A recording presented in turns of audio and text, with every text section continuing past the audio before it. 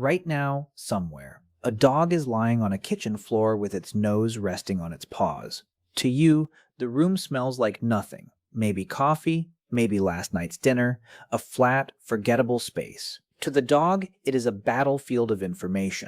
It can tell you were anxious this morning. Your cortisol left a signature in your sweat, drying into the floorboards. It knows the mail carrier passed by 4 hours ago, and it knows, with something close to certainty, which direction he was walking. It knows a woman was pregnant last week in this house, before she knew it herself. You have never smelled a single one of these things. You never will. And that gap, that unbridgeable gap between your reality and theirs, is not a curiosity. It's a crack in the wall of everything you assume about what's real. We like to believe that the world is one fixed thing, and that different creatures simply perceive more or less of it. More detail, less detail, a dimmer switch on the same lamp. That assumption is wrong. And once you understand why, you can never quite trust your own senses the same way again. In 1909, a biologist named Jakob von Uexküll coined a word that would quietly undo centuries of human self-importance: umwelt. It means the self-centered world, the specific slice of reality that an organism is built to perceive and act within. A tick, Uexküll pointed out, experiences almost nothing. Heat, the chemical trace of butyric acid on mammalian skin. That's it. That's the tick's entire universe. Not because the world is small, but because the tick's nervous system is small. Here is the uncomfortable extension of that idea. You have an umwelt too. You are not experiencing reality. You are experiencing the extremely narrow band of reality that a primate nose and a primate brain evolved to catch. We call this a limitation. We rarely call it what it actually is, a form of blindness so total that we don't even register it as absence. A dog's umwelt runs on an axis we can barely conceptualize: smell. And smell, it turns out, isn't just a sense. In the canine brain, it may be something closer to a fourth dimension. Start with the hardware. A human nose carries around 6 million olfactory receptors. A dog's nose carries anywhere from 200 million to over 300 million, depending on breed. The part of a dog's brain devoted to analyzing smell is proportionally 40 times larger than ours. But the real difference isn't the size of the equipment, it's the architecture. Humans breathe and smell through the same channel. Inhale, exhale, one continuous event. A dog's nose is structurally split. A portion of each breath peels off into a recessed chamber that does nothing but analyze scent, while the rest continues on to the lungs.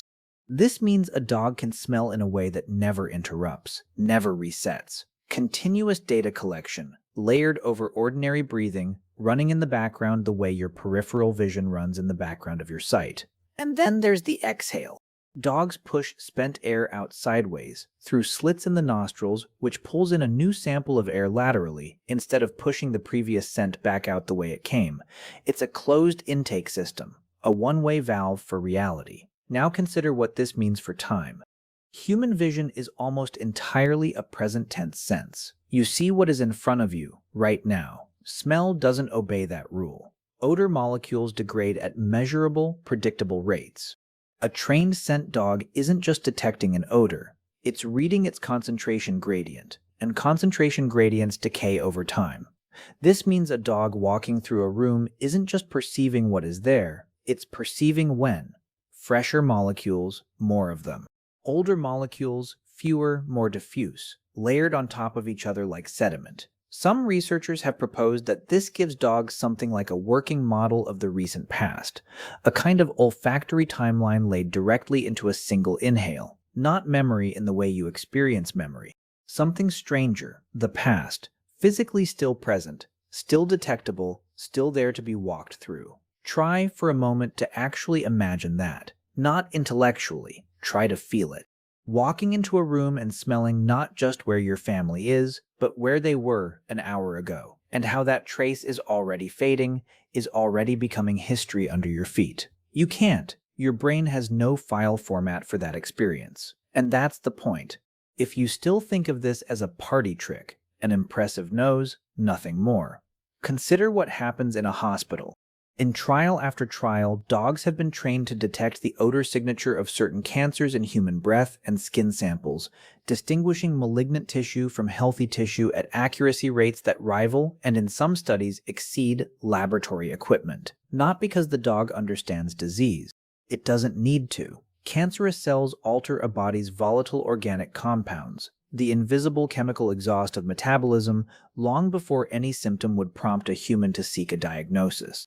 Some dogs have also been documented persistently nudging, sniffing, or lying against a specific patch of skin on their owner's body, weeks or months before that spot was clinically identified as a melanoma. Think about what that means. The dog is not diagnosing. The dog is simply living inside its umwelt, doing what it has always done, reading chemistry as fluently as you read text on a page. It happens, almost incidentally, to be reading your body's biology more closely than you are. We built a companion. We may have also built an early warning system we don't fully deserve and barely understand. Here is where the science becomes philosophy. For most of human history, we measured the worth and depth of a creature's experience by comparing it to our own. Can it reason like us? Does it grieve like us? Does it perceive the world the way we do? If the answer was no, we quietly filed the animal under instinct, a lesser, mechanical version of consciousness. But qualia, the raw, subjective what-it-is likeness of experience, doesn't require sameness to be real. A dog's scent-based reality is not a duller copy of yours. It is not a lesser resolution of the same photograph. It is an entirely different photograph, developed from entirely different chemistry, of a world you also happen to be standing in. Which means every single day, without knowing it, you have been sharing your home, your car, your bed, with a creature experiencing a parallel version of your life. One built from timelines you can't see, emotional signatures you can't smell, biological warnings you can't detect, histories embedded in air you've already forgotten to notice. The dog is not experiencing less of your world. It is experiencing a different one, layered directly on top of yours, closer than your own shadow. And when it finally rests its nose on your hand, at the end of the day, it is not just comforting itself. It is reading you, completely, in a language made entirely of time, and chemistry, and things you will never be built to sense. Somewhere in that quiet act, a nose against skin, there is a kind of intimacy no human relationship can offer. Total honesty, chemical and involuntary, given without translation, without words, without the possibility of a lie.